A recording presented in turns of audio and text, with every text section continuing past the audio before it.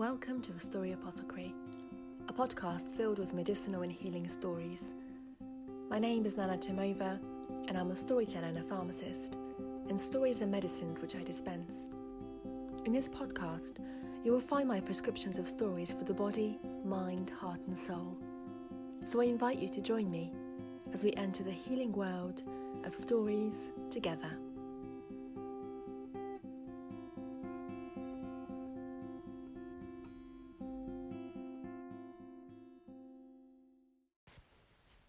Hello, and welcome to the very first episode of the Story Apothecary. I'm really excited to be sharing healing stories with you. It seems like such a fitting time to begin this podcast. It's now middle of April in 2020, and in the UK, like many other parts of the world, everybody is at home in the middle of lockdown. And I'm spending a lot of my time reading to stories, telling stories, recording stories, breathing stories, and it's really wonderful. And so today I wanted to begin from the beginning and really share the first ever story I learned to tell when I began my training as a storyteller a couple of years ago. It was, incidentally, or maybe not so incidentally, a medicinal story, a healing story. And when I went to reach for the story and pick it up, it was turned upside down, so I could only see the back of the piece of paper. Me and a girl called Anna both grabbed the same paper, and we both so deeply wanted the same story. She gave it to me, and I read it, and it was the story I'm going to tell you today. And then, as these things happen sometimes, she also had picked exactly the same story. We both needed healing that day. So the story is called The Curing Fox, and it's a Cree story. And some of you may have heard me tell it when I teach, or when I hold groups, or when I hold medicine circles with people I work with. I hope you enjoy it, and this story I'd like to dedicate to Anna and Hallie, who told it with me, and of course our very generous teacher Roy. So I hope you enjoy The Curing Fox.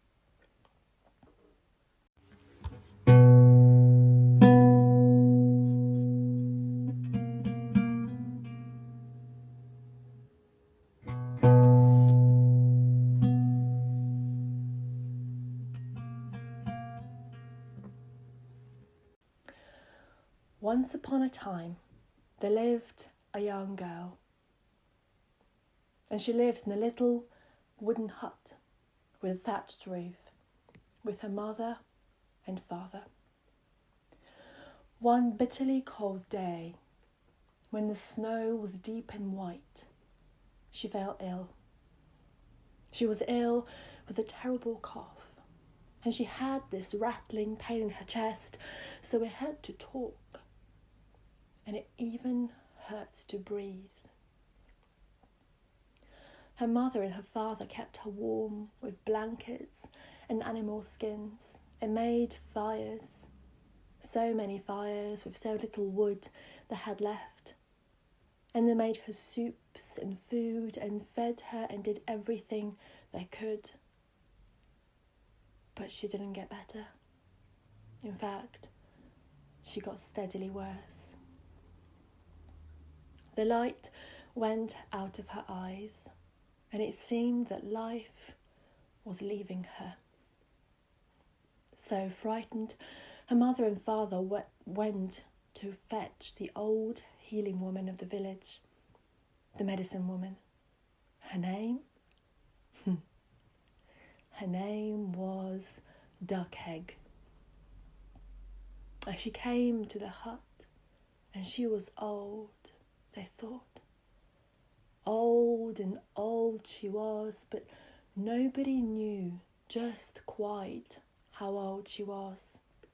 Her face was creased and folded with lines and wrinkles of years of laughter and wisdom, and they decorated her eyes every time she spoke.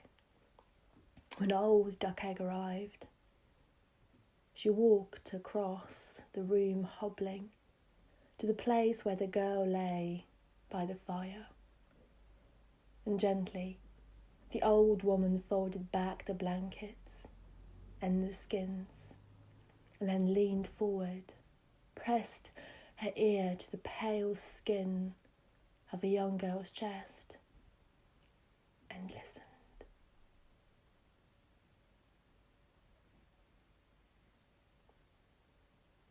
She listened. For a long time, she just listened.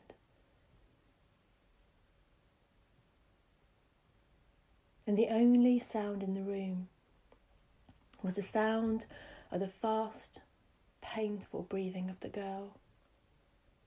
For a very long time, she just listened. Then she lifted her head and spoke. The sound I hear is the sound of a she-fox.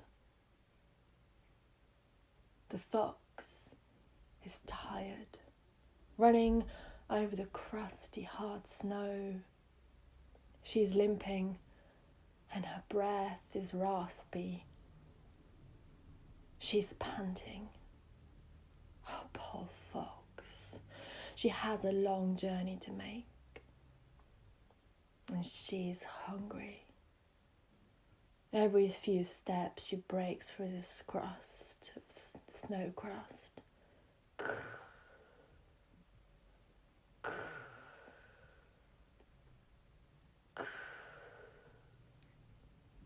That's the sounds I hear in the girl's chest. And then the girl's father came across the room to the old woman, and he asked her,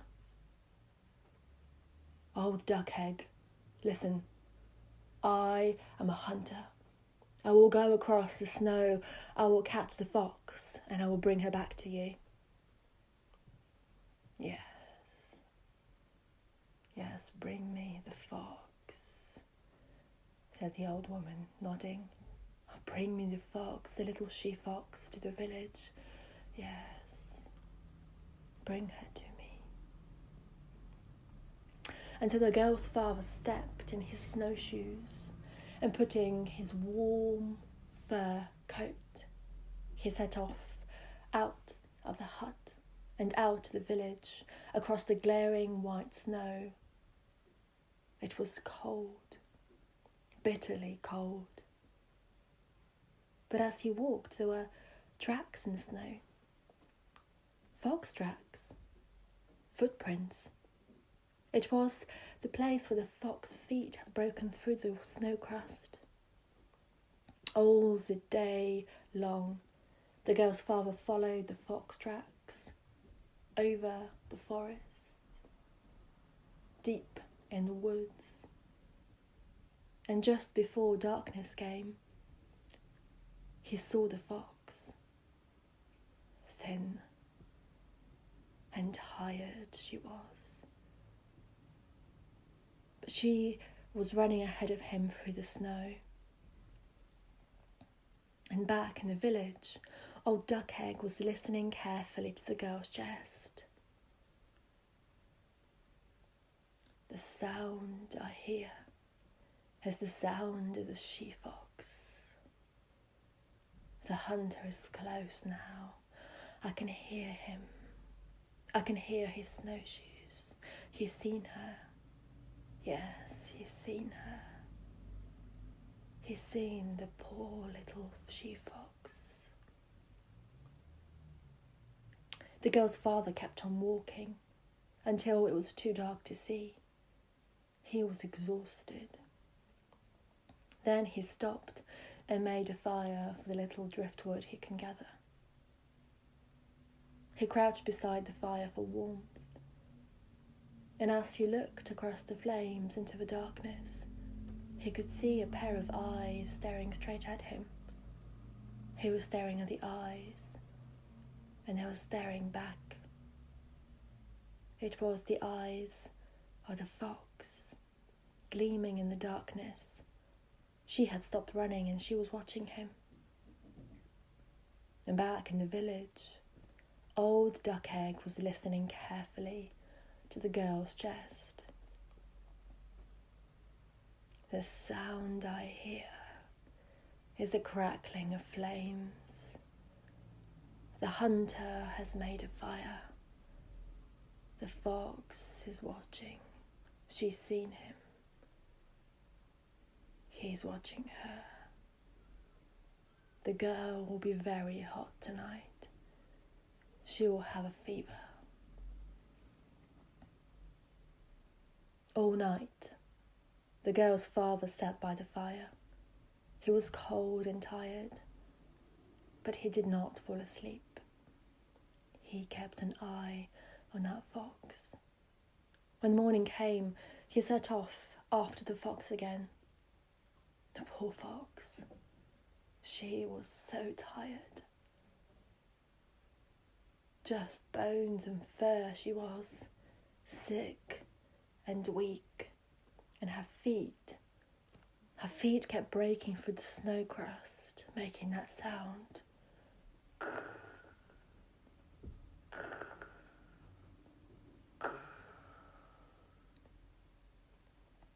Back in the village, the girl was coughing and coughing and coughing.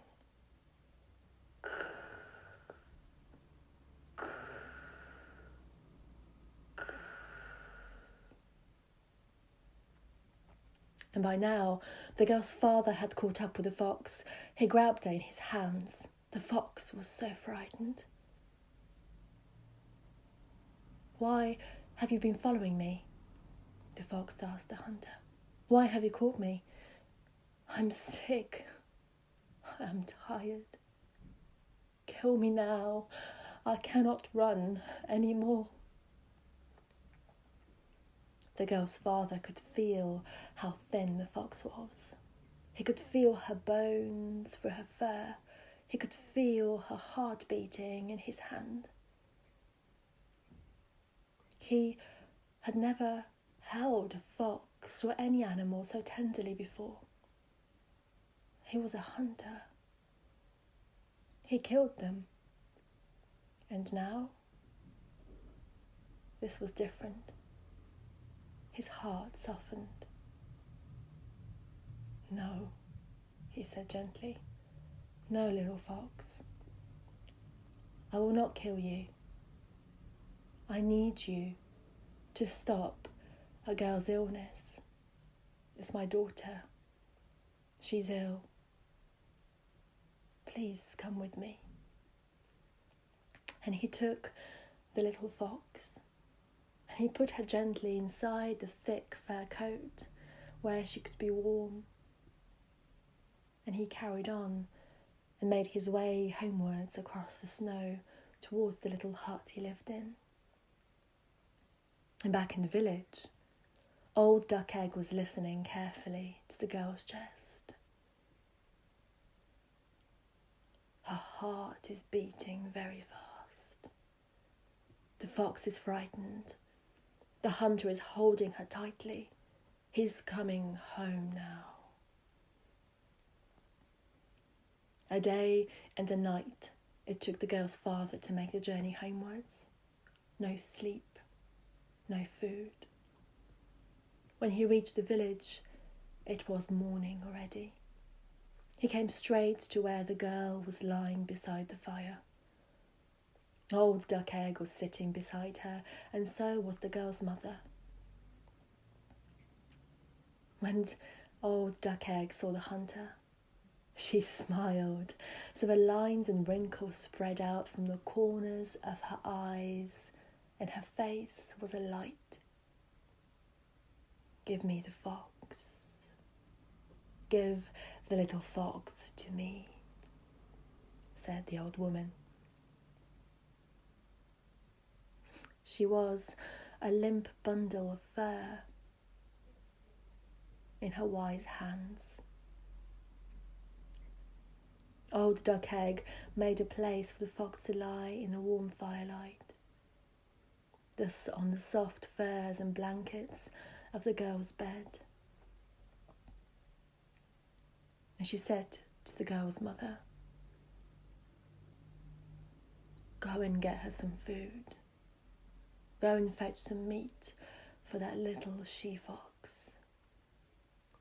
And so the girl's mother went and got some food, and the fox ate, and she ate, and she ate, and she ate, until all the meat was gone. And then she slept for a long time. The fox slept, and the girl slept. Both of them slept. Old Duck Egg was very quiet. And then the girl and the fox opened their eyes at the same time, in the very same moment. And the old woman said, "Go and get some more meat." And again, the mother did. And again, the fox ate everything. "Now," said Duck Egg, "open the door flap and let the fox go." The girl's father got up. He opened the door. Old Duck Egg helped the girl to sit up. The girl leaned against the old woman's arm and watched the little she-fox go. She watched the little fox sniff the air and run through the snow. She watched her run away from the village and out across the snow, and the sound of her footstep grew fainter. And as the sounds of the footsteps of the fox grew fainter, so did the girl's cough. The fox's strength was back. She was running and running across the snow. The girl got to her feet and walked to the door. Her illness had gone. The fox had disappeared. Old Duck Egg was quiet for a while, and then she looked at the girl's father. She looked at the girl's mother, and she said, "Now answer me this. Did the fox cure the girl, or did the girl cure the fox?"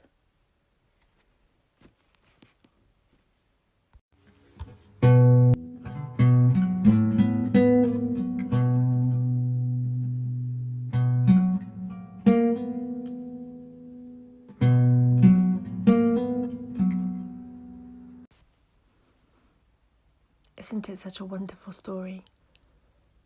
I love this story so much.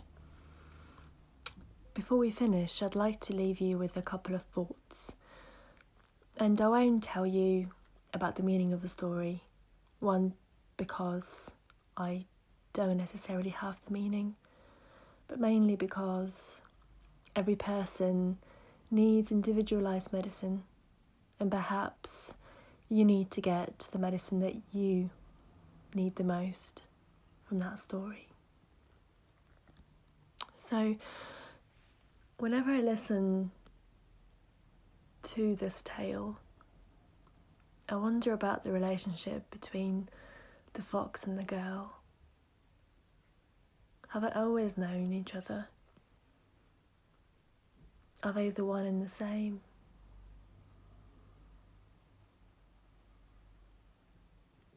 And I don't know which one cured the other.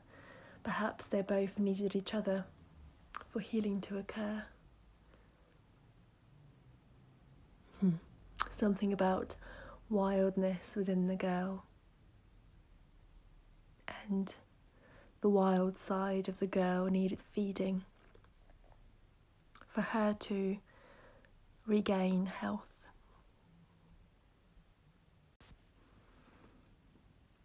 There's also something about the fox representing nature and the hunter's relationship with the fox, one of owning and possession and using until that moment where the tenderness comes in. And through that relationship, that change in dynamic between the human family and the fox, the animal family, a balance is restored. And so what can we get from that about our relationship with the wild, with nature, in order to restore health to ourselves? That's all from me from today. Thank you for listening and joining me, and I hope to see you back here soon. And I'd like to leave you with a question from the story. Is it the girl that cured the fox, or is it the fox that cured the girl? Thank you. Thank you for joining me in the Story Apothecary for healing and medicinal stories. I hope we'll meet again. Until next time.